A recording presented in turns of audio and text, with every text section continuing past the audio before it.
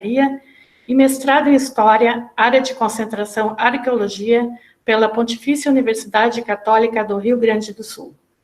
É professor substituto na Unipampa, campus São Borja, atuando nos cursos de Ciências Humanas, Ciência Política e Direito. O mediador, professor Paulo Roberto Cardoso da Silveira, possui graduação em Zootecnia pela Universidade Federal de Santa Maria, mestrado em Extensão Rural pela Universidade Federal de Santa Maria e doutorado pelo Programa Interdisciplinar em Ciências Humanas da Universidade Federal de Santa Catarina. Atualmente é professor da Universidade Federal do Pampa, campus Itaqui, onde atua nos cursos de Agronomia, Nutrição, Engenharia de Agrimensura e no Bacharelado Interdisciplinar em Ciência e Tecnologia.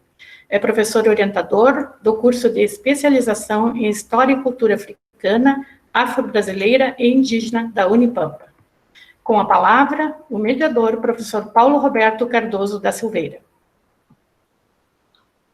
Boa noite a todos. Queria cumprimentar o nosso reitor, professor Roberlaine, dizer que esse momento é um momento muito especial para todos nós, já que, como o senhor colocou na abertura, hoje é 13 de maio, um dia muito emblemático no Brasil, para a gente discutir a questão dos negros, a questão da uma abolição que, na verdade, não criou condições, né, para a igualdade social e racial, mas que deve ser lembrado, inclusive, para que a gente possa refletir sobre esse tema.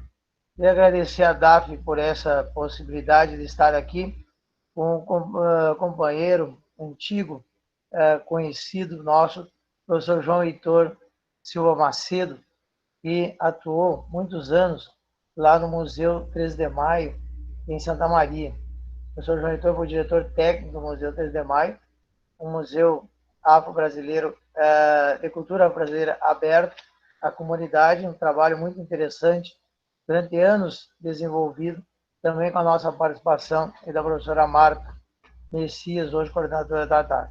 Então, é um prazer ter o João Heitor na Unipampa, espero que ele continue conosco muito tempo, né? E que a gente possa trabalhar muitos projetos em conjunto, porque realmente se trata de uma temática muito importante. Hoje nós vamos falar sobre a questão do patrimônio histórico-cultural, uma questão fundamental, né, para a luta negra, a resistência, a valorização dessa cultura. O professor João Heitor falará em torno de 40 minutos e após, então, haverá as perguntas. O pessoal pode ir fazendo as perguntas pelo chat, pode, ou no final, depois que o professor João Heitor encerrar a sua participação, alguém quiser fazer algum comentário, a gente terá um tempo também para isso, né? Pedir para todos manterem as câmeras e os microfones desligados para não sobrecarregar a internet, né? Um dos nossos organizadores está avisando que a lista de presença já está no chat, então o pessoal estava pedindo para avisar, já está aí a lista de presença, o pessoal pode assinar. Então, professor João Heitor, sinta-se à vontade e temos aí em torno de 40 minutos para a gente ouvi-lo, né, sobre esse importante tema que nos traz a todos muita inquietação e, ao mesmo tempo, muita satisfação. Seja bem-vindo ao nosso espaço e à nossa Unipampa. Bem, boa noite a todos e todas. Todos conseguem me ouvir? Perfeito, perfeito. Bem, então, antes de mais nada, gostaria de cumprimentar primeiramente o nosso reitor, professor Roberlaine, cumprimentar nosso amigo Paulo, nosso debatedor de hoje, nossa companheira Marta e os demais colegas que se encontram presentes na sala, que é com muita felicidade que a gente ocupa esse espaço hoje, como disse o professor Roberlaine, que hoje nós podemos estar aqui nesse espaço acadêmico, debatendo essa temática que é extremamente importante, e sobretudo no dia de hoje, 13 de maio. A data, como o professor Roberlaine disse, é emblemática, provocativa, e exige de nós posicionamento acadêmico, posicionamento social, exige que nós nos pronunciemos, pois são 132 anos de abolição da escravatura. 132 anos de construção de uma pauta do movimento negro que ainda assim está longe de nós chegar num lugar de igualdade realmente. Então eu cumprimento aqui a DAF, cumprimento a reitoria, sobretudo, pela construção desse espaço, cumprimento os colegas da proposta e me coloco à disposição sempre, pois o debate em torno das questões étnico-raciais, ele deve ser um debate constante. A pauta, mesmo diante da enorme crise pandêmica que nós vivemos hoje, nós não podemos deixar de debater as questões étnico-raciais, pois elas continuam sendo um problema. O racismo continua sendo um problema na nossa sociedade. E esse espaço aqui, sim, é um espaço qualificado, é um espaço para nós poder fazer essas reflexões, para que nós possamos trazer essa data, 13 de maio, não para uma comemoração, como bem diz o professor Robert Lane, mas para uma reflexão, para uma provocação, para a construção, na verdade, de valores significativos para uma sociedade igualitária. É essa provocação que eu me proponho hoje. A proposta hoje, na verdade, é de fazer uma fala aqui e debater com os colegas, com os professores, com os acadêmicos, sobre esse 13 de maio, só que com uma ótica sobre a memória, o patrimônio e a construção de identidade do movimento negro. Eu trago, então, aqui algumas reflexões construídas ao longo da nossa trajetória, tanto acadêmica quanto no movimento negro, para que a gente possa debater e fazer essa reflexão pautada, na verdade, por uma série de questões que ainda assim estão colocando essa pauta em segundo, terceiro ou quarto plano. E é essa minha fala de hoje, trazer à tona a data do 13 de maio, que até um tempo atrás era uma data que era comemorada, inclusive, pelo movimento negro. Mas hoje nós temos que ter esse olhar crítico. Nós temos que vislumbrar uma realidade que ainda é muito presente. Alguns dias atrás eu participava de uma banca de mestrado em Santa Maria, de uma acadêmica negra de direito, e a pauta dela era o racismo na internet.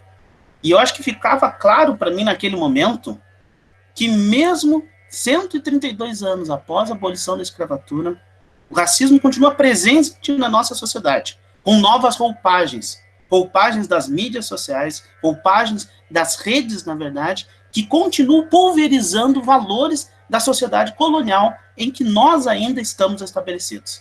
E por isso, trazer, na verdade, para nós hoje, o tema de patrimônio, memória e identidade para a construção de uma sociedade mais igualitária e para combater o racismo, é uma forma de nós também ressignificar não só a data do 13 de maio, mas todos os valores que constituem essa história do Brasil, que ainda assim é muito paradigmática, pois ainda traz valores de um colonialismo eurocêntrico que não tratam devidamente a identidade, o patrimônio e a história da população afrodescendente com o devido respeito que deveria ser dado. E aí, então, eu organizo essa minha fala hoje, em cima, como eu disse a vocês, de algumas reflexões construídas ao longo dos nossos anos de militância no movimento negro, ao longo das nossas pesquisas e atuações na vida acadêmica e na educação básica. E eu trago aqui, então, primeiro uma reflexão no campo teórico, sobre alguns aspectos que norteiam essa pauta que nós nos propomos a falar hoje. Se a gente está se propondo a falar aqui de memória, patrimônio e identidade, há de se considerar de que memória, de que patrimônio e de que identidade nós estamos falando. Não quero aqui fazer, na verdade, mais do mesmo, pois se eu me limitar aqui a falar de um patrimônio edificado, do culto a heróis ou a mitos, de datas emblemáticas, eu estou simplesmente reproduzindo aquele mesmo cânone historiográfico que coloca e nega a história da população negra no Brasil, principalmente no pós-abolição. Então, trazer essas reflexões teóricas num primeiro momento é trazer uma provocação a vocês que estão ouvindo aí, para que a gente possa debater mais adiante, e aí sim pensar nessa dinâmica do movimento negro em movimento, E quando eu falo movimento negro, movimento, a redundância é pertinente, sim, pois quando a gente fala de movimento negro, a gente não está falando apenas de um movimento negro que emerge a partir do século XX, a partir da Lei 10.639. Lembrem-se que a resistência do movimento negro existe desde que nossos ancestrais foram sequestrados da África, desde que chegaram aqui no Brasil. E essa resistência sempre se pautou pela afirmação, pela construção de uma identidade nessa diversidade. Então, para que a gente possa construir esse debate acadêmico, a gente tem que rever também esses conceitos que nos pautam, para definir, primeiramente, o que é a memória, o que é o patrimônio e que identidade nós estamos falando. E eu vou começar, então, essa minha provocação, e aí eu deixo vocês bem à vontade para fazer questionamentos, se quiserem a gente pode fazer no final, porque a ideia é realmente fazer provocações para um debate. Quando a gente começa a pensar o conceito de memória, muito forte, na verdade, na minha reflexão ancestral, uma pergunta: de que memória nós estamos falando? A que memória eu me refiro quando eu apresento academicamente o conceito de memória? A memória dentro do espaço acadêmico é tecida, na verdade, por uma série de reflexões teóricas que vão no campo das humanas, da filosofia à pesquisa narrativa, passando pela historiografia, pela museologia, pela arqueologia. Mas quando eu me proponho a pensar a memória, eu me proponho a pensar uma memória construída principalmente sobre a égide de uma memória de quem está no poder. Quem é que determina qual é a memória que deve ser lembrada? Qual é a memória que deve ser esquecida? Quem é que tem o poder de determinar de que memória nós estamos falando aqui nesse momento? E é em cima desse conceito inicial de memória que eu recorro a um pesquisador que tem me orientado durante alguns anos, Paul Ricoeur. Quando ele trata, na verdade, sobre a memória e o esquecimento, sobretudo, ele resgata um aspecto fundamental na construção da memória e do esquecimento. Pois tanto memória quanto esquecimento são dois lados da mesma moeda. O que nós devemos esquecer? O que nós devemos lembrar? Quem é que pauta isso? Como nós pautamos isso dentro do nosso processo de memorização? E quando Paul Ricoeur se propõe a fazer um estudo de longa duração sobre a construção da memória, ele recorre aos nossos processos constitutivos da memória ao longo da história da civilização ocidental. E olhem bem, eu vou usar os referenciais aqui da nossa tradição greco-romano-judaico-cristã ocidental, sem pautar inicialmente ainda as nossas referências ancestrais africanas. Pois é essa referência ancestral ocidental, de origem greco-romana, é que determina lá no início, ainda nos pré-socráticos e, sobretudo, nas narrativas desenvolvidas por Sócrates, um processo de memorização, de narração, de contação de história e de atribuição de sentido a essa história para que ela se consubstancie, na verdade, numa materialidade. É entre os filósofos gregos da antiguidade que nós vamos perceber que a narrativa oral ela se estabelece como um vínculo com a memória ancestral. São os narradores, oradores dessa filosofia grega que trazem para nós o resgate de alguns aspectos que muitas vezes ficam silenciados e guardados na nossa memória e que, devidamente provocados, começam a emergir da nossa memória individual e se tornam, através da narrativa oralizada, uma memória coletiva. Paul Ricoeur explora esse processo, então, de construção das narrativas como um processo de busca da memória individual de cada um, que, devidamente provocada por uma oralidade narrada, consegue, então, construir uma memória coletiva. E, assim, esse processo de construção de uma memória coletiva se torna um aspecto fundamental na construção contemporânea de um Estado que precisa estabelecer para a sua organização um tipo de memória que seja coletiva e que seja também um discurso normativo de Estado. Esse discurso normativo de Estado, atribuído à narrativa oral e que passa a ser uma memória coletiva, é basicamente como nós começamos a contar as nossas histórias.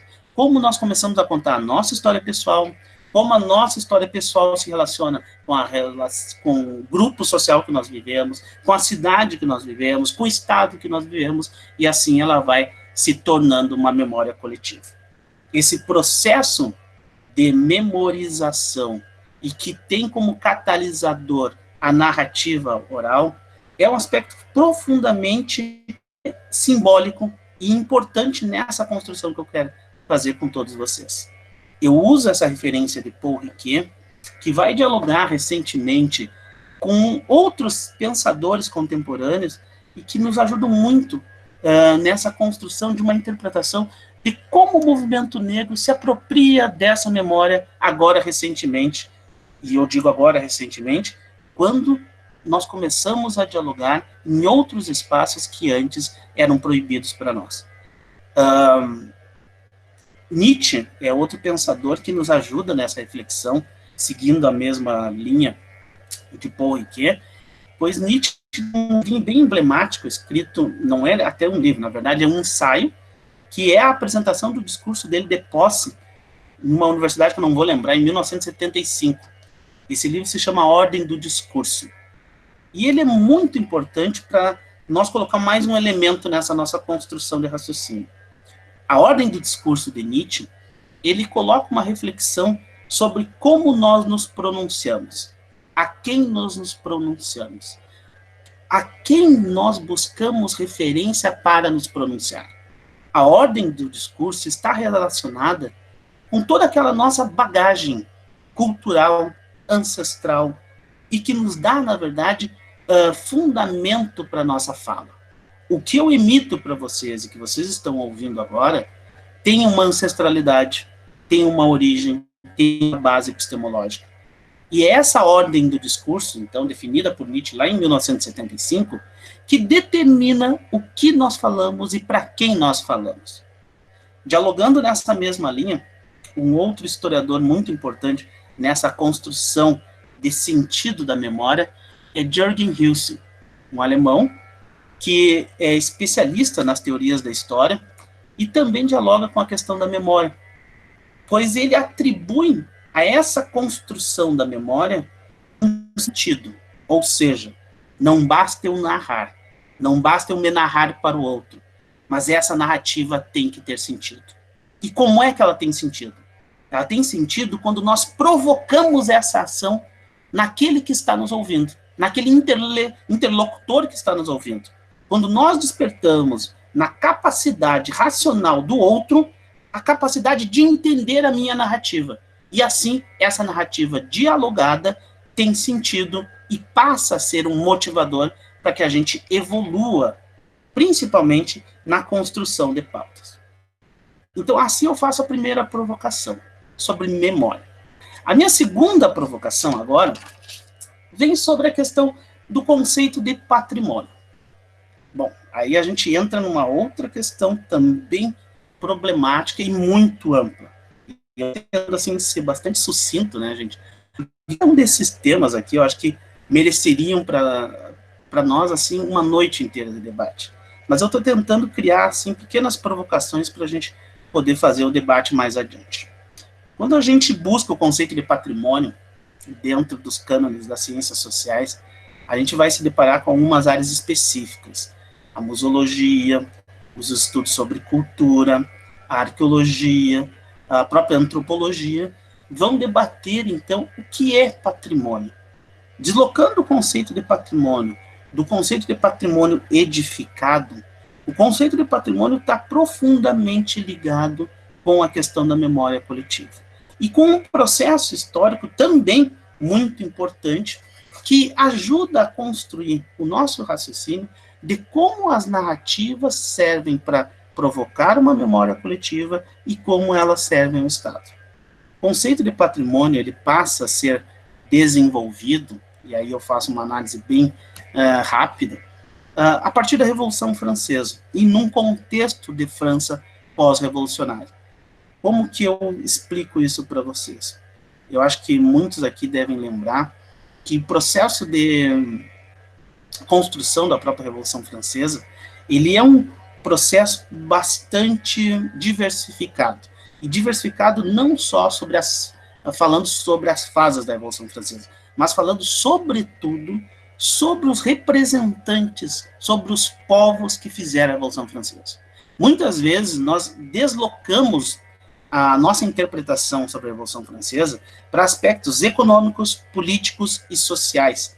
Mas existe dentro dessa configuração social uma configuração de construção de um Estado-nação que vai servir, na verdade, de catalisador para o conceito de Estado moderno que nós conhecemos, como um conceito de Estado moderno uno, centralizado numa única figura de Estado e que deixa de lado, entre aspas, olhem, cuidado, o Estado que antes representava uma diversidade de povos que ocupavam a mesma região. Ou seja, logo após a Revolução Francesa, Napoleão Bonaparte, como representante daquela burguesia que trazia os seus ideais para se tornarem os ideais de Estado, precisavam limpar todo aquele debate que aconteceu nos 10 anos de Revolução Francesa. E limpar o debate era fazer com que todos aqueles povos que tinham dialogado na Revolução Francesa, que tinham feito a Revolução Francesa na prática, se unificassem em torno de um conceito único de Estado, ou seja, o Estado moderno único. Além da construção de um aparato jurídico para isso, que nós vamos conhecer, na verdade, a partir do modelo civil que vai ser proposto pelo próprio Napoleão Bonaparte em 1804, há uma necessidade de construir uma narrativa histórica que fosse uma narrativa histórica unificada. E em cima dessa proposta é que se elege, nesse momento, a construção em cima de referenciais, e olhem só como eu cito novamente a cultura greco-romana, dos referenciais já utilizados e estabelecidos pelas civilizações clássicas como unificadores dos povos de origem grega ou de origem romana. Os franceses, no século XIX, usam a construção teórica da tradição greco-romana para eleger patrimônios materiais que fossem, entre aspas, de interesse comum da população francesa, e em cima da preservação e valorização desse patrimônio material, se construía uma narrativa histórica que fosse comum a todos. É esse processo de construir uma narrativa a partir de um patrimônio edificado que passa a colocar todos os povos dentro de um mesmo território em torno de um mesmo objetivo de Estado-nação. É assim, então, que começa essa conceituação de patrimônio histórico, passando, sim, pelo conceito de patrimônio edificado, passando, sim, pelo conceito de patrimônio arquitetônico, mas que se amplia já ao longo do século XIX e principalmente no século XX. E por que eu digo que ele se amplia? Porque o conceito de patrimônio que chega ao Brasil e que nós estamos dialogando aqui sobre a perspectiva da dinâmica e construção do movimento negro contemporâneo é principalmente um patrimônio que não é simplesmente um patrimônio edificado que foi herdado pelas narrativas de um historicismo tradicional do século XIX, que contava a história dos heróis que construíram o Estado-nação brasileira. Todos nós sabemos que os heróis que construíram o Estado-nação brasileira tinham uma cor, e não era a cor negra. Por isso que a construção de uma identidade em cima de um patrimônio que é o patrimônio da cultura afro-brasileira, ela é a construção de um patrimônio que extrapola os cânones da historicidade tradicional e dos valores de uma memória cultural pautada pelos valores iluministas. É um patrimônio que dialoga com a essência das comunidades, que dialoga com as narrativas memorizadas das comunidades. E aí nós começamos a dialogar com os remanescentes das populações africanas aqui no Brasil, os descendentes de africanos aqui no Brasil, que tem sim um patrimônio, e tem um patrimônio que dialoga com essa memória oral e constrói uma memória coletiva e que passa a receber, a partir da Lei 10.639, o direito de se pronunciar e o direito de reivindicar o seu patrimônio, sim, como o patrimônio histórico brasileiro também. É esse patrimônio que nós nos referimos nesse momento. É desse conceito de patrimônio que a gente vai trabalhar nessa perspectiva problematizadora. Um conceito de patrimônio que, a partir da década de 70, vai encontrar um grande pensador um grande pensador que nos provoca, que é o francês Hugues de Varenne. Hugues de Varenne desenvolve o conceito de museu comunitário.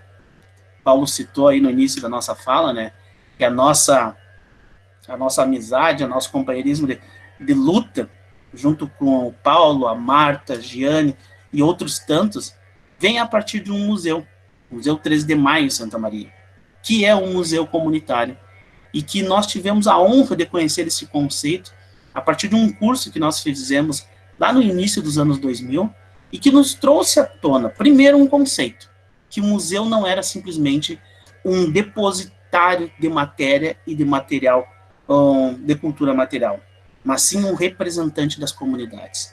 E que esse museu comunitário trazia à tona não a ancestralidade material de um povo, mas a sua ancestralidade que é comunitária, que tem os seus valores através das suas narrativas, que emerge, na verdade, das relações humanas e sociais das pessoas.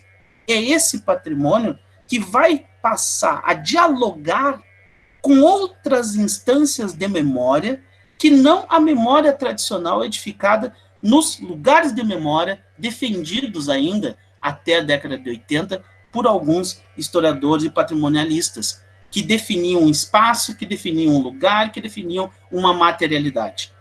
A questão da nova museologia contemporânea nos apresenta um conceito de patrimônio muito mais amplo. Patrimônio é a nossa herança ancestral.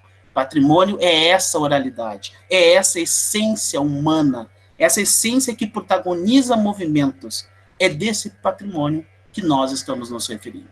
É de um patrimônio que começa lá no diálogo provocado pelo Hugues de Varenne, que começa e é categorizado por Pierre Nora, que vai, na verdade, ter alguns embates com pensadores do início dos anos 80, principalmente porque essa provocação que tem Pierre Nora de um lado, Maurice Hausbach do outro, e o catalisador, uma nova proposta, a partir da própria escola francesa, que é o Hugues de Varenne, tudo isso acontece em meio a um grande movimento intelectual da área das humanidades, que é a virada ontológica.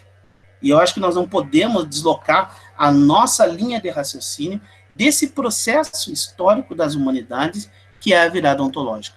Um grande catalisador que provoca uma grande revolução científica, trazendo outros valores e outros referenciais de pesquisa que extrapolam as enormidades da modernidade, os conceitos estáticos da modernidade. O patrimônio que eu me refiro é esse patrimônio. Um patrimônio dinâmico, que se relaciona com as comunidades, que se relaciona principalmente com os seres humanos.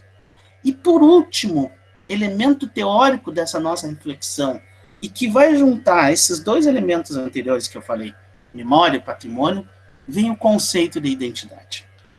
Mais uma vez, gente, eu coloco aqui o cuidado que a gente tem, né, em falar todos esses conceitos.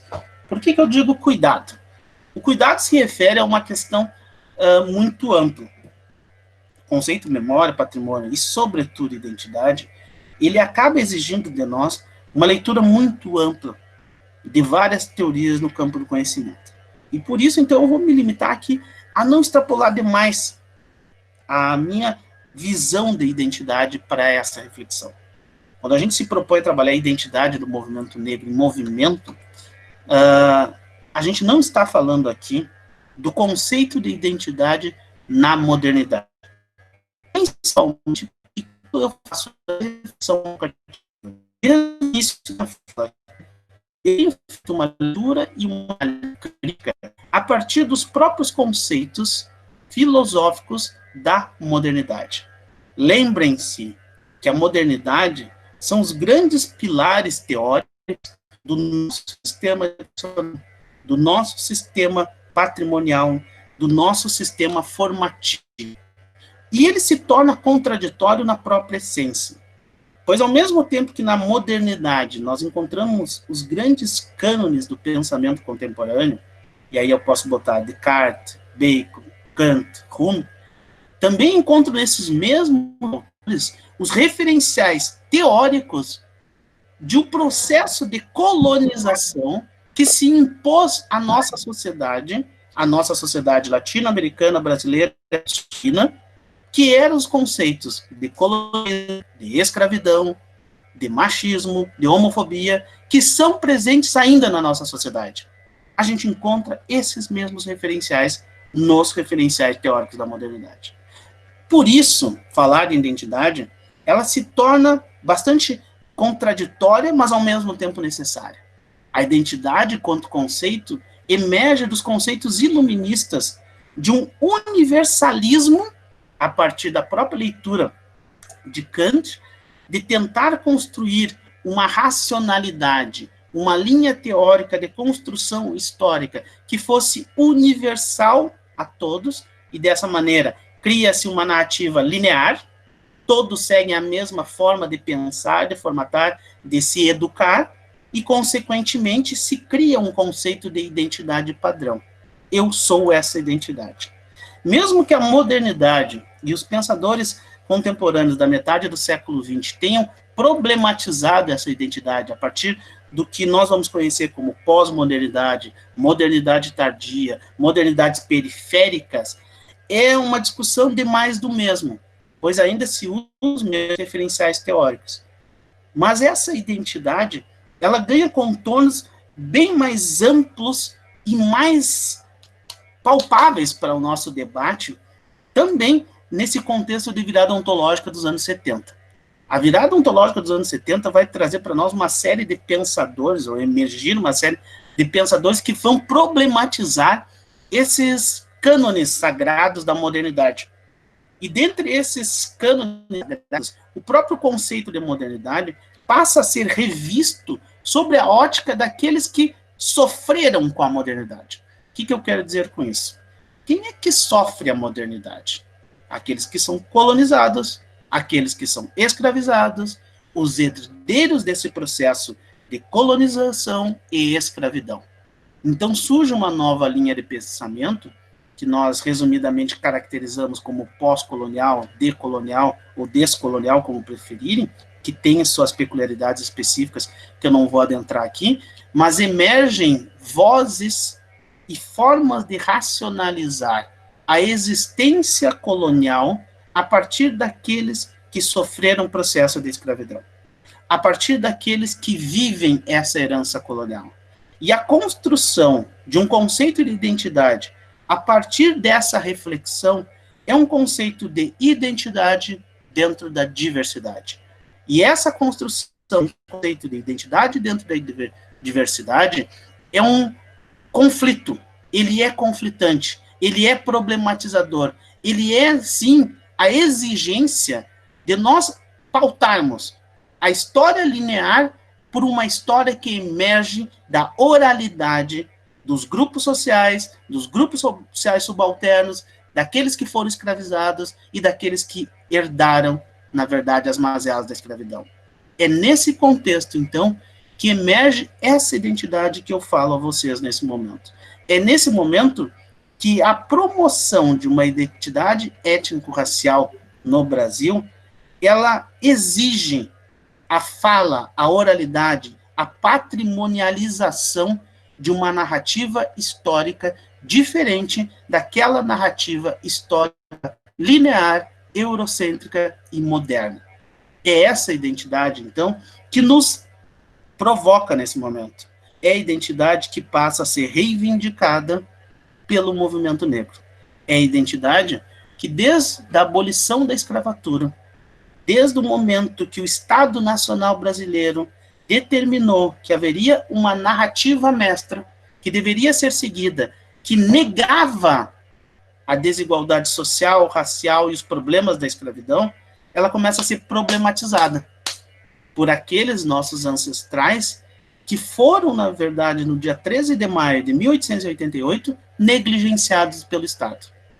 A exigência de nós afrodescendentes, negros e negras no Brasil, era o direito de poder falar, de narrar a nossa própria história. E, a partir dessa narrativa, construir a nossa memória, construir os nossos espaços de memória e o nosso patrimônio, que é o patrimônio, então, das populações negras nos dias de hoje. É dessa identidade que nós estamos falando. De uma identidade protagonizada agora por narrativas orais de origem ancestral, que emergem justamente da nossa ancestralidade africana, dos valores culturais africanos. Como bem falou o professor Rafael ontem, esses valores culturais africanos, eles não deixaram de existir. Eles continuam existindo. Eles são carregados com o nosso corpo, são carregados com a nossa corporeidade. Eles emergem através da nossa oralidade, da narrativa que o Paul Ricoeur europeizou.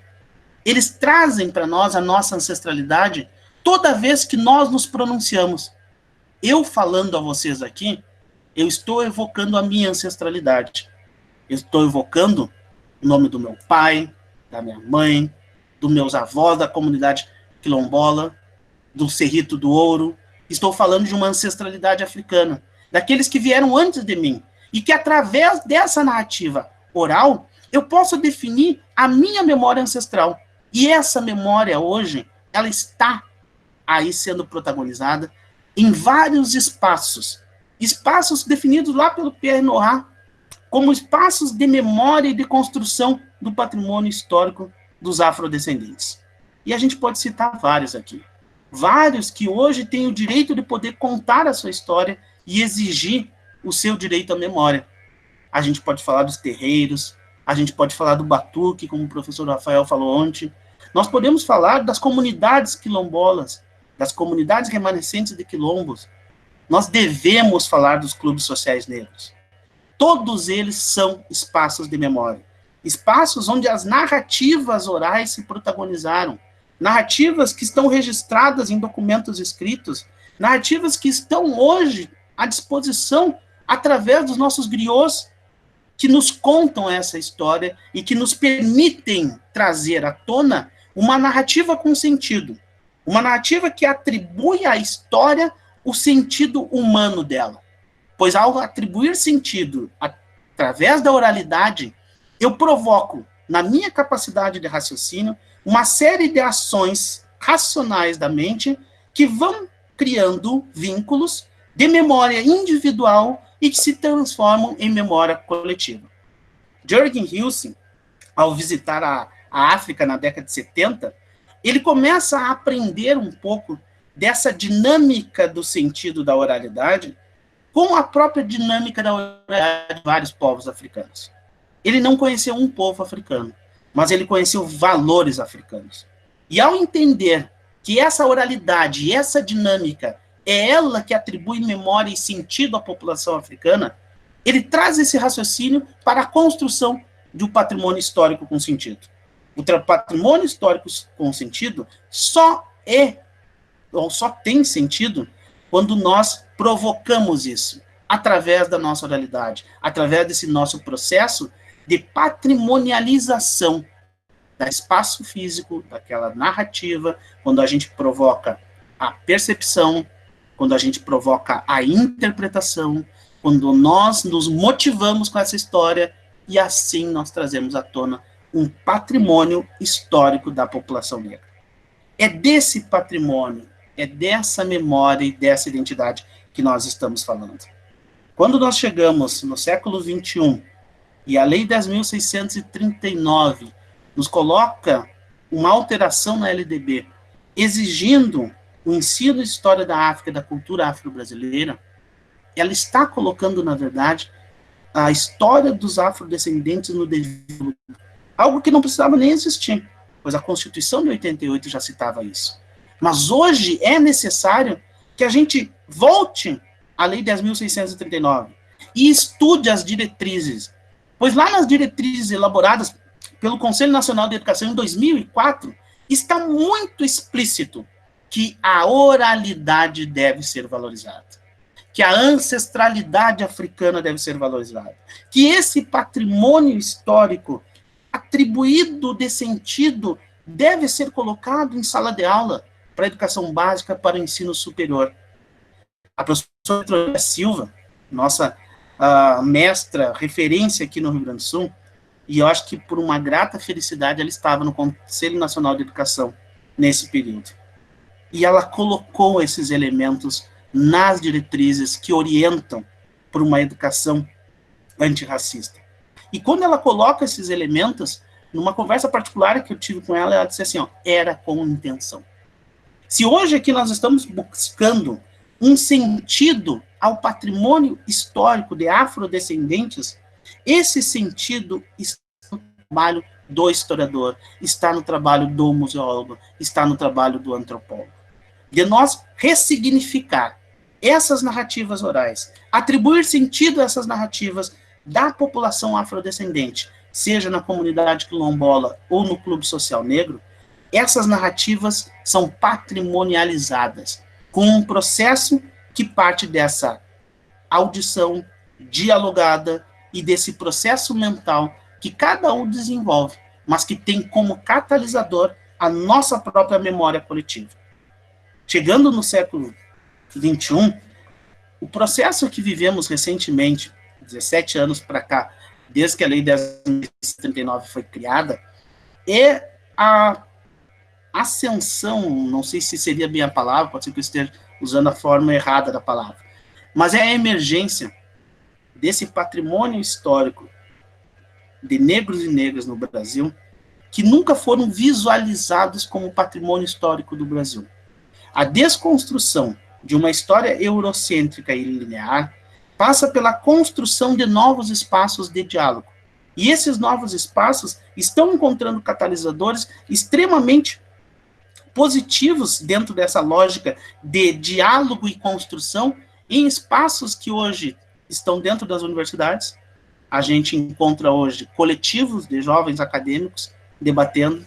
Nós encontramos hoje uma quantidade enorme de NEABs em todas as universidades, institutos federais, trazendo esse debate. Nós encontramos hoje uma ressignificação dos clubes sociais negros, que voltam a ter a sua presença valorizada justamente pelo processo de ressignificação das suas próprias histórias. Nós temos um processo que, por mais moroso e doloroso em alguns momentos, de reconhecimento das comunidades quilombolas, aonde se centra a ancestralidade de muitas comunidades rurais e urbanas do interior do Brasil. Quando a gente fala disso, a gente está falando, por exemplo, de um processo que é comum ao Rio Grande do Sul. O Rio Grande do Sul tem uma história quilombola, tem uma história de comunidades quilombolas registradas e que buscam ainda reconhecimento, mas mais do que isso, que tem uma história a ser contada, histórias narradas, que precisam ainda ser patrimonializadas para que a gente dê mais sentido à história do Rio Grande do Sul e a gente deixe para um horizonte bem distante aquele período da história do Rio Grande do Sul que se dizia que no Rio Grande do Sul não tinha negro, ou que no Rio Grande do Sul a escravidão era branda. Hoje, o protagonismo das comunidades quilombolas, do Conselho Nacional de Comunidades Quilombolas, representado aqui no Rio Grande do Sul, através do CODENE, se torna extremamente relevante à medida que nós encontramos comunidades em todas as regiões do estado, que nós encontramos uma militância de comunidades quilombolas que dialogam com essa perspectiva que eu trouxe para o debate hoje, de trazer outras narrativas históricas, de trazer aquela narrativa histórica que emerge da ancestralidade de cada um. E como diria o próprio Fanon, quando a gente se reconhece como o eu negro, e aí quando eu falo do eu negro, é a personificação da nossa herança ancestral, a gente começa a dar sentido àquilo que nós somos. E assim podemos combater o racismo com mais veemência, podemos sim lutar por uma sociedade mais igualitária.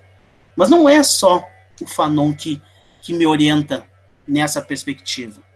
Acreditamos que todo esse debate que nós nos propomos aqui, de trazer à tona uma reflexão sobre uma identidade protagonizada pelas narrativas históricas que nos permitem patrimonializar os espaços simbólicos da população negra, e processo que hoje traz outros elementos catalisadores de reflexão, que é o próprio pensamento africano. Eu citei aqui alguns pensadores e que hoje nós dialogamos com uma dinâmica muito mais ampla de pensadores que seguem a própria lógica da colonialidade, da subalternidade ou de uma construção de uma narrativa da modernidade a partir daqueles que sofrem com o processo colonial. E por isso eu cito Frantz Fanon, porque o Frantz Fanon ele é citado dentro das próprias diretrizes nacionais de educação étnico-racial em 2004 como um provocador. Ou seja, o livro Pele Negra, Máscaras Brancas e Os Condenados da Terra são 2 livros emblemáticos, importantíssimos, por trazer uma outra forma de ver a colonização sobre a ótica daqueles que sofreram a colonização. E quando se abre o universo que vem a partir de Frantz Fanon, nós encontramos uma série de outros pensadores que vão nos permitir entender a história e o patrimônio negro e de afrodescendentes aqui no Rio Grande do Sul, a partir da própria lógica das comunidades. E cito aqui a Aimé Césaire, cito, entre outros, Holy Soyinka, que são referências africanas e afrodiaspóricas que nos dão uma outra conotação de racionalidade diferente da europeia. E quando eu falo isso, é para que a gente desconstrua um pouco essas nossas epistemes tradicionais, de entender a história, de entender o patrimônio, de entender a memória sobre os valores da colonialidade racional moderna europeia. Nós temos como entender todo esse processo a partir das nossas próprias narrativas, das narrativas das comunidades quilombolas, das narrativas das comunidades negras, e a partir de pensadores que emergem também desses espaços, que emergem também desses espaços subalternos, desses espaços periféricos, e dessa lógica que contraria uma lógica de modernidade e daquelas enormidades que ninguém se atreve a questionar, mas que a gente tem que questionar. Não é só a lógica a partir de Kant ou a lógica a partir de Kant que orienta o pensamento e as narrativas que devem ser patrimonializadas para nós atribuir sentido a um patrimônio histórico das comunidades afrodescendentes no Brasil que tem a sua própria oralidade, que tem a sua própria racionalidade, e não é uma racionalidade de origem europeia, é uma racionalidade de origem africana. E os movimentos sociais, e quando eu falo movimentos sociais no plural, eu estou falando dos vários movimentos sociais negros, os vários movimentos sociais negros que emergem no Brasil já desde o período colonial e que a partir do século XXI têm conseguido esse protagonismo e esse protagonismo acadêmico através da sua narrativa, do direito de fala, do direito de reivindicar um papel muito importante que as universidades estão fazendo, que a universidade pública, sobretudo, está fazendo, a própria Comissão da Verdade da Escravidão está fazendo, de permitir que se fale dos problemas da escravidão, de permitir que a gente chegue hoje, no dia 13 de maio, e a gente possa falar aqui que há sim um problema muito grave no Brasil, que ele não foi solucionado no dia 13 de maio de 1888, que nós ainda temos problemas, e que a única forma de resolver esses problemas é a gente fazer, sim, uma autocrítica nos nossos referenciais teóricos, nos nossos referenciais acadêmicos, nessas enormidades da modernidade que mantém a nossa formatação de pensar. Patrimônio afrodescendente existe no Brasil, mas nós precisamos atribuir, sim, ele. Nós precisamos dar direito ao movimento social de ele construir a sua identidade patrimonial, de ele construir a sua narrativa histórica, e não se orientar por uma narrativa mestra. Essa é a minha provocação de hoje, é essa a minha provocação para esse 13 de maio. Nós temos direito a falar, nós temos direito da nossa memória, a nossa memória ancestral. E essa memória ancestral, ela é racional, sim. Ela é muito bonita, tão bonita quanto toda a história do Brasil.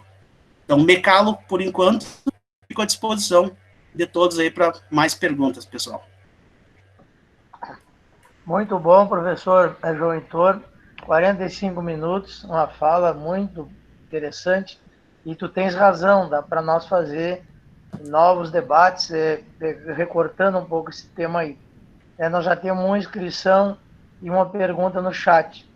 E antes de passar a palavra para a professora Marta, eu só queria colocar aqui uma grande interrogação que a gente vem convivendo nos últimos 20, 30 anos, é que a academia, durante muito tempo, ela se aproximou, né, desse patrimônio que você fala, dessa memória, e a academia acabou fazendo uma leitura, né, a partir dos seus próprios referenciais. E hoje, como tu bem colocas agora no final, a academia tem percebido a necessidade dela fazer uma relação, né, tecer uma relação com as comunidades diferenciadas, onde ela possa ouvir aqueles que foram silenciados há muito tempo. Eu acho que essa é uma virada muito importante, né, e na qual a academia recém está aprendendo, e lentamente, né, está aprendendo, né, a realizar, né? Eu acho que tem um desafio muito grande para a academia, muito grande para os pesquisadores, e você tem enfrentado isso há muito tempo, né?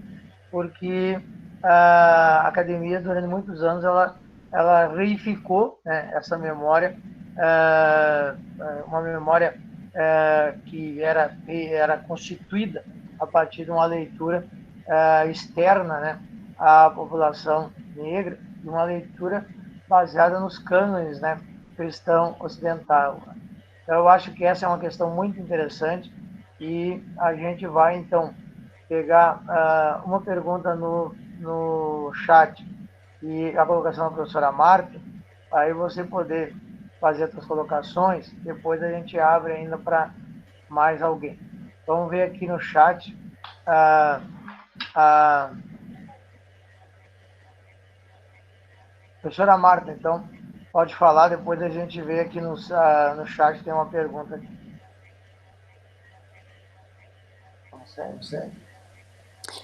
Boa noite a todos e todas. É um prazer novamente nós estarmos realizando o nosso segundo webinário, né, nesse momento de pandemia, onde as discussões importantes e relevantes, elas não silenciam, elas precisam fazer, né, eco e se traduzir em ações. Então, esse é o nosso papel enquanto ADAF.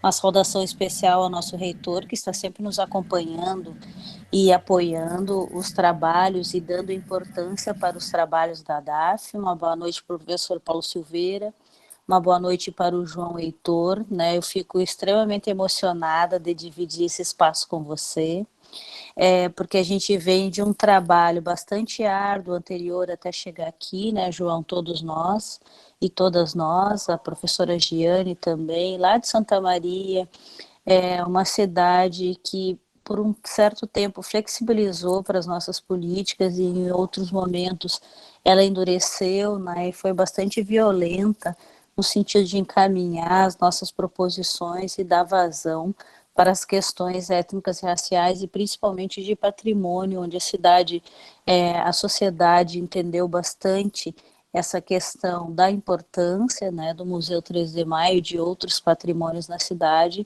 mas as políticas públicas não acompanharam a necessidade e a importância, né, de revitalização desses espaços. Bem, isso seria um tema, né, João, para um outro momento. Mas dizer que eu fico bastante feliz em saber que você hoje é nosso colega na Unipampa e que essa estratégia de enegrecer essa instituição, trazendo essas temáticas que são espinhosas e dolorosas para toda a sociedade e também para a universidade como um micro-universo social, nos traz uma satisfação, né? Significa que o nosso trabalho ele teve consequência e vários de nós e várias de nós estamos ocupando espaços hoje de interlocução, de formadores de opinião, e isso para mim é extremamente importante e relevante, né?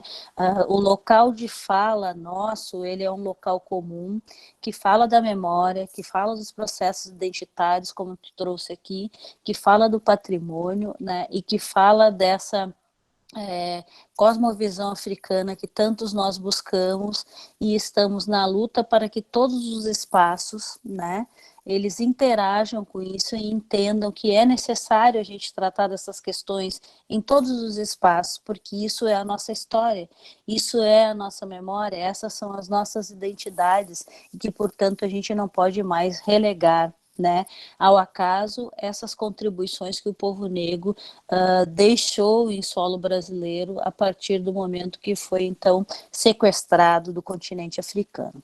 Então, é com muito prazer, João, que eu louvo a tua sabedoria, a tua lucidez, né, e o quanto de contemporâneo você colocou na sua fala, uma fala gostosa de ouvir, uma fala compreensiva.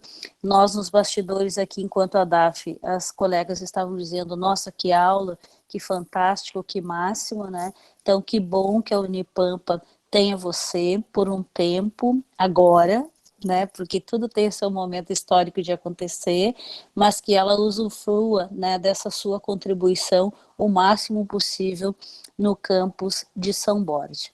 E aí eu gostaria de dizer, João, que hoje, no dia 13 de maio, nós estamos comemorando exatamente 10 anos do NEAB Uruguaiana. O ano passado ele recebeu o nome de NEAB Mãe Fausta, em homenagem a uma matriarca da religião de matriz africana aqui na cidade. Então, há 10 anos atrás, nós, né, estávamos alicerçando um pouco desse trabalho a várias mãos. Foram várias pessoas que participaram, né, desse intento.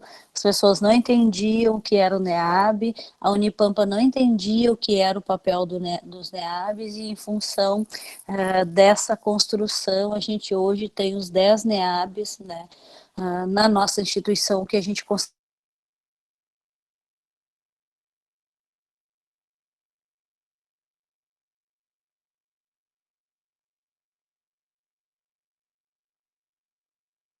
é um desembocadouro das nossas ansiedades e da ansiedade da comunidade. Então, hoje a gente comemora com chave de ouro, com essa tua palestra, essa intervenção belíssima e fantástica que você traz, todo esse seu conhecimento, né? A gente comemora hoje a fundação do NEAB, né, lá em 2010, e que tanto tem nos servido e servido a comunidade de Uruguaiana. Obrigada aos meus colegas, né, por terem mais uma vez tornado possível, é um trabalho de um dia inteiro, né, tornado possível esse momento. Hoje é o segundo, mas haverão vários outros que nós teremos a oportunidade de trazer as pessoas que trabalham na perspectiva da cultura afro-brasileira e outras desigualdades para esses webinários. Muito obrigada e muito obrigada às pessoas que estiveram aqui participando. Professor João Heitor, antes de fazer a tua colocação, nós vamos ter uma questão aqui, duas questões interessantes aqui no chat. Uma do Marco Assunção, que ele diz: professor João Heitor, achei bem interessante sua colocação sobre a construção da identidade padrão.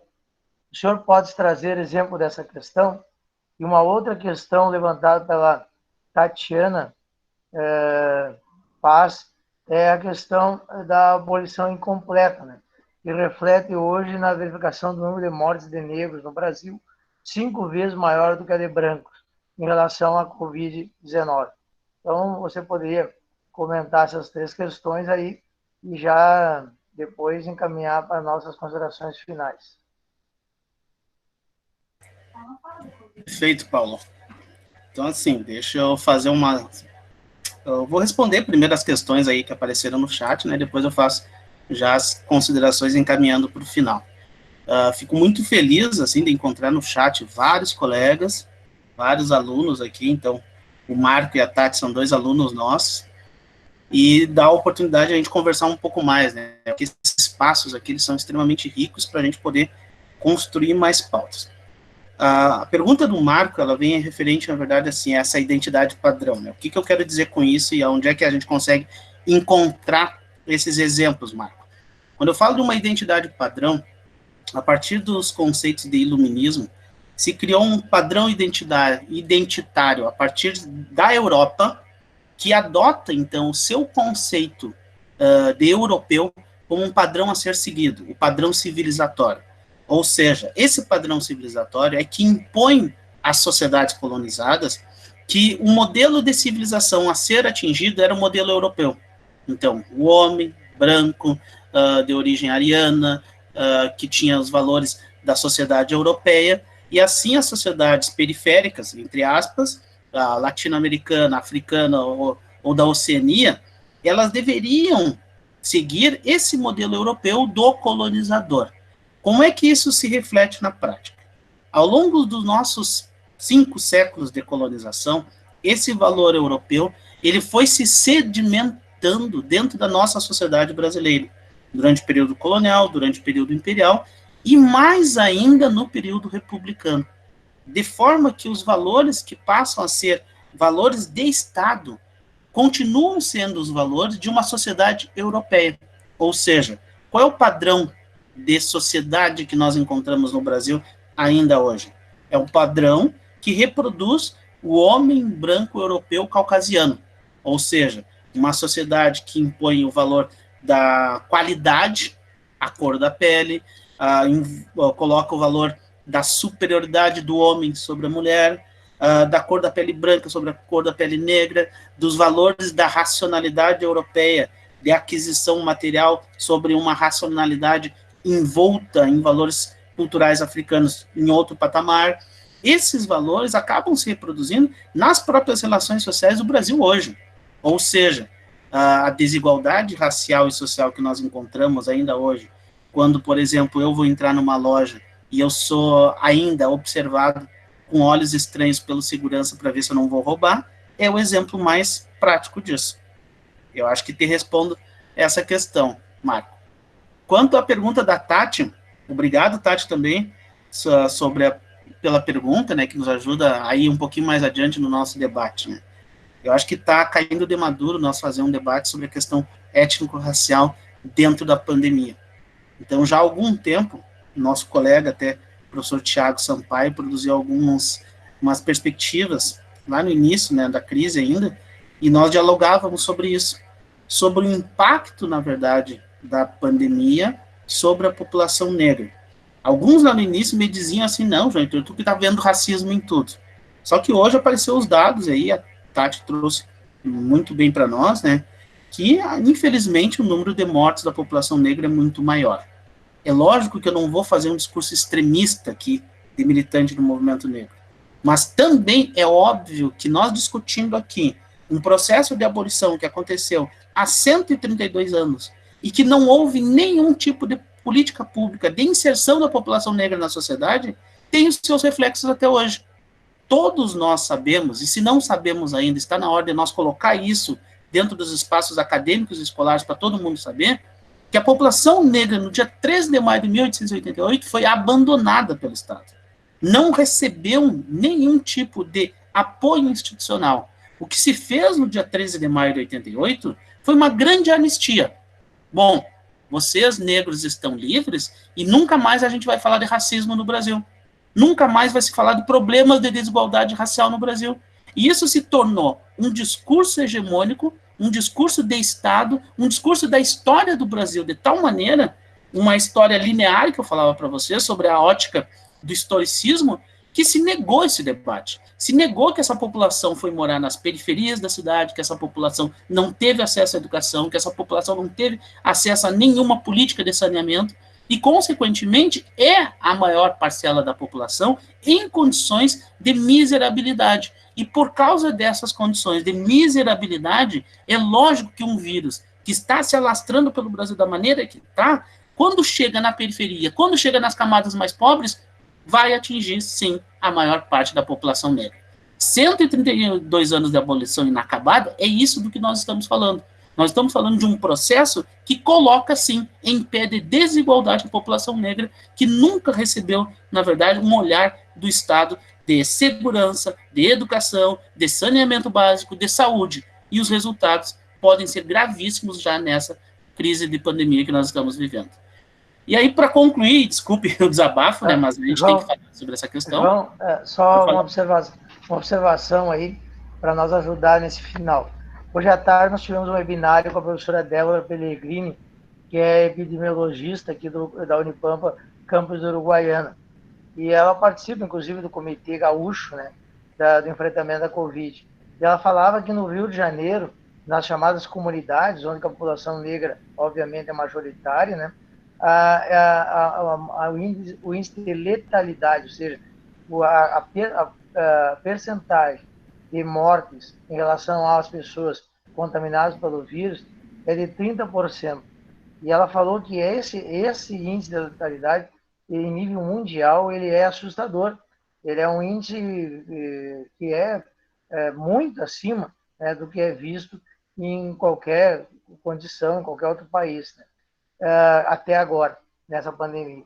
Então, isso só corrobora essa questão que a Tatiana levantou. Na verdade, a imprensa não está falando nisso, está falando na crise da saúde, está falando no avanço do vírus, mas está negando, né, de dizer que nas comunidades cariocas, né, Rio de Janeiro, e assim como deve acontecer em Salvador e outras cidades, a população negra lá está sendo a maior vítima, né, dessa pandemia. Né. Aliás, no dia que eu for falar dia 19, eu vou trazer algumas questões que o Boaventura levanta, né, é dizer que o vírus é tão pouco democrático que ele atinge de uma maneira muito mais letal os diversos grupos vulneráveis. E entre os grupos vulneráveis, é claro, a população negra da periferia. Então, é muito interessante esse debate, porque realmente nossa sociedade parece cega e surda em relação a determinadas questões. É óbvio, por interesse ideológico. Então, fique à vontade agora, desculpe a interrupção. Não, ótimo, Paulo. A tua interferência foi extremamente salutar para nós. Eu acredito que nós estamos necessitando fazer esse debate, apontar essa problemática, e eu acho que o dia de hoje, ele é um dia oportuno para a gente poder começar a trazer à tona esse debate com muito mais força. Desde o início desse processo, eu tenho muito medo dessa perspectiva que está se apresentando agora, que é a crise chegar na periferia, chegar nas camadas mais pobres, porque era notado que isso ia acontecer, que ia chegar nas camadas mais pobres, e chegando nas camadas mais pobres, ia atingir a população negra. Então, eu fico aí à disposição para a gente fazer esse debate num outro momento, mas quero muito, assim, agradecer, Paulo, principalmente a ti pelo convite, agradecer a Marta, assim, pelas palavras. Então, como tu, Marta, eu fico emocionado de nós poder estar nesse dia emblemático falando sobre isso, de estar entre amigos falando, amigos que a gente conhece a trajetória de luta, de construção de pautas, principalmente de compromisso com as nossas pautas. Então, por isso, assim, eu fico muito feliz com esse momento, e quando tu me diz, assim, que é o dia de aniversário do DEAB, a gente sabe quanto a gente luta por esses espaços dentro das universidades, quanto a gente continua lutando por esses espaços de construção, na verdade, de diálogos, de uma educação, principalmente antirracista, e isso deixa a gente muito feliz e muito orgulhoso hoje. Então, da minha parte, assim, gostaria de agradecer a Daphne, queria cumprimentar o professor Roberlaine também pelo seu comprometimento com a causa, e mais do que isso, né, por todos aqueles que nos acompanharam aqui hoje. Eu acho que o que a gente fez hoje é uma provocação. Eu sempre digo, as pautas de combate ao racismo, elas são pertinentes, presentes e têm que ser sempre. Elas têm que acontecer a todo momento. Então, mesmo que a gente esteja hoje num momento de grave crise sanitária e de saúde, a gente tem que debater, sim, as questões étnico-raciais. Nós temos que usar o nosso espaço aqui acadêmico, o nosso espaço universitário, para trazer à tona essas informações e levar essas informações à comunidade. Então, mais uma vez, parabéns aos colegas, me coloco à disposição para futuros debates, e a gente está aí, sempre na luta, então, por uma sociedade mais justa, igualitária e sem racismo. Boa noite, pessoal. Muito obrigado. Obrigado, professor João. O webinar está sendo gravado. A gente vai depois disponibilizar a gravação. Inclusive, ele vai ficar aonde? No YouTube, né, da Unipampa. Mas, de qualquer maneira, se você quiser, ele pode te encaminhar. E porque eu acho que foi uma excelente palestra, né, e ela deve ser compartilhada com muitos, né, de nós, militantes, estudiosos, aí, que temos claro que a luta negra no Brasil ela é cada dia mais atual, né, e a falsa democratização do país, em muitos momentos nós colocam, ela, na verdade, ela é muito leve. E vamos encerrar com uma colocação tem duas pessoas que estavam nos assistindo aqui, que são do Rio de Janeiro, né? A Arissa e a Maria Fernanda. E elas são testemunhas do que a gente estava falando. Hoje pela manhã eu conversei com a Maria Fernanda, que é nossa aluna aqui do BID, e ela me dizia, ela mora na Zona Oeste do Rio de Janeiro, a tragédia que está o Rio de Janeiro, porque eles não têm nem água em algumas regiões, né? E o sistema de saúde já entrou em colapso há muito tempo. E agora a Arissa coloca isso também, de que nós vivemos aqui no Rio de Janeiro uma verdadeira situação de crise. Eu moro em uma comunidade do Rio de Janeiro, já perdemos muitas vidas aqui, não temos águas, não temos o cuidado que caberia o Estado. É revoltante e triste olhar tão perto da crise e como ela afeta a minha comunidade. Então, eu acho que isso mostra o quanto nós temos que avançar ainda nesse país e realmente é muito triste, né, que num momento como esse a gente ainda tenha que ficar debatendo e colocando certas questões que nós já poderíamos ter eliminado da nossa sociedade.